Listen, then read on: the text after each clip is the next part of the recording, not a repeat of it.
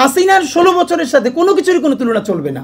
এই সরকারের যদি একটা ক্রেডিট থাকে, হাজারটা সমালোচনার মধ্যে, সেটা হলো এই সরকার রাষ্ট্রীয় মদতে গত 1 বছরে একটা গুমও করে নাই। খুন যেগুলো হয়েছে এগুলো তো বিচার হবে বিভিন্নভাবে, কিন্তু গুম কি করেছে?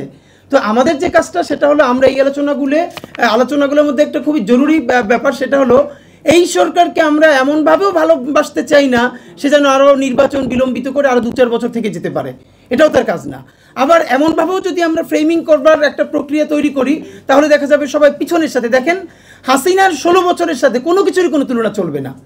এই যে মানুষ অর্থনীতির উন্নয়ন চায়, শিক্ষার উন্নয়ন চায়, সব কিছুর উন্নয়ন চায়, কেন? তার জীবনের উন্নয়ন চায়। এখন জানটা যদি বাইচে না থাকে তার উন্নতি দিয়ে কি হবে? মানে মানুষ শিক্ষা ব্যবস্থা কেন ভালো চায়? তার বাচ্চাটার স্কুলে দিবে, তার বাচ্চাটা বেঁচে না থাকলে, সে নিজে বেঁচে না থাকলে।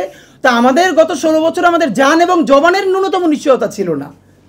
মানে এর থেকে কোন জাহান্নাম হতে পারে যে একটা মানুষ, তাকে গ্রেপ্তার করা হয়েছে, এরপরে আয়নাঘরে নেওয়ার পরে সে কোনোভাবে যখন স্বীকৃতি দিচ্ছে না তাকে জঙ্গি মামলার সাথে অ্যাটাচ করবার জন্য, তারপরে সেই আয়নাঘরে তার সামনের ছেলে তার স্ত্রীকে এনে ধর্ষণ করা হয়েছে।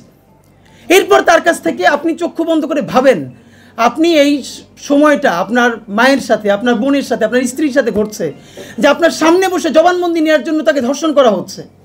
একটা ছোট বাচ্চা যে আয়নাঘরে ডক্টর ইউনূস সাহেবের সাথে গিয়েছিল, সে ইন্টারভিউ করছে যে তার মাকে যখন আয়নাঘরে সে পিটিয়েছে, সেও তখন পাশে, সে বাথরুম করে ফেলেছে, তারপর বলেছে আমার মা অনেক ভারী, একটু দাঁড় করাই দাও, তারপর তাকে লাথি মেরে দূরে সরিয়ে দিই। মানে আপনি মুশকিলটা হলো এখন যে আলোচনাটা করবার দরকার ছিল, গত 16 বছরের এখন পর্যন্ত 1800 মানুষ বেশি যারা গুমের শিকার, যারা অভিযোগ করেছে, এখন পর্যন্ত সেই গুমের শিকার লোকদের আমরা ভিন্ন কোনো প্রেস কনফারেন্স করেছি?